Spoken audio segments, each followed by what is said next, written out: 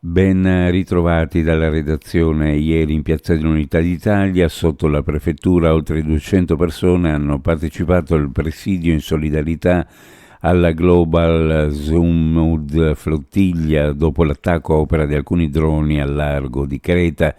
Presenti diversi sindacati, partiti politici e gruppi di attivisti che hanno espresso la necessità di portare avanti una lotta comune nonostante le diverse sensibilità presenti nel movimento, come emerso nel corso della manifestazione dello scorso lunedì. Cronaca: un giovane operaio residente a Trieste è stato trasportato in condizioni serie all'ospedale di Cattinara dopo essere rimasto vittima di un brutto incidente sul lavoro. Nel rione di Servola il giovane, classe 2005, stava lavorando all'interno di una casetta in via del Pane Bianco quando, per causa in corso di accertamento da parte dei vigili del fuoco e degli ispettori dell'azienda sanitaria intervenuti sul posto, è caduto da un'altezza di oltre 2 metri, precipitando a terra.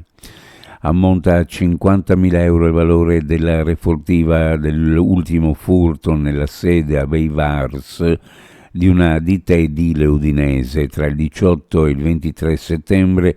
Da un magazzino al civico 129 di via Emilia sono stati sottratti un impianto cablatura a rame e il suo dispositivo di controllo, bruciatori, diversi invertitori di corrente, alcune schede di controllo, pesatura e utensili vari.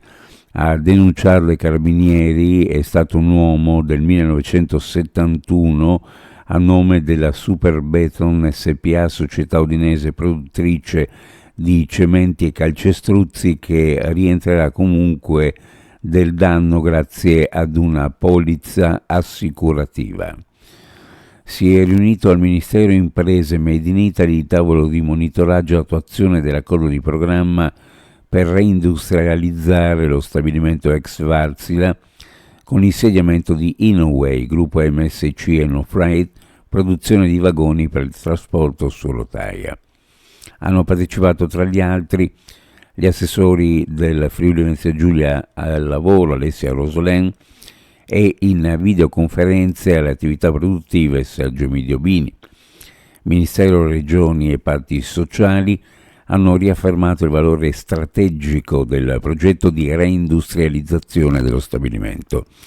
L'azienda ha confermato gli obiettivi produttivi e occupazionali del piano industriale, al contempo annunciando una rimodulazione degli investimenti programmati.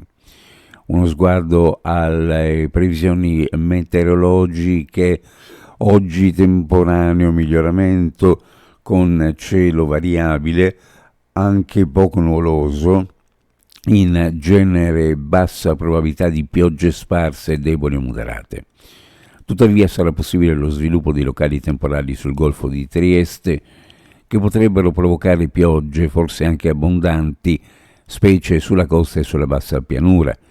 Nelle ore notturne al mattino possibile presenza di foschia in pianura nei fondovalle più interni. Temperature minime in pianura fra 12 e 15, sulla costa fra 14 e 17 gradi, le massime fra 20 e 22 gradi centigradi. Previsioni a cura di ARPA e FVG Meteo. Ed è tutto per il momento con l'informazione, grazie per averci seguito, a più tardi.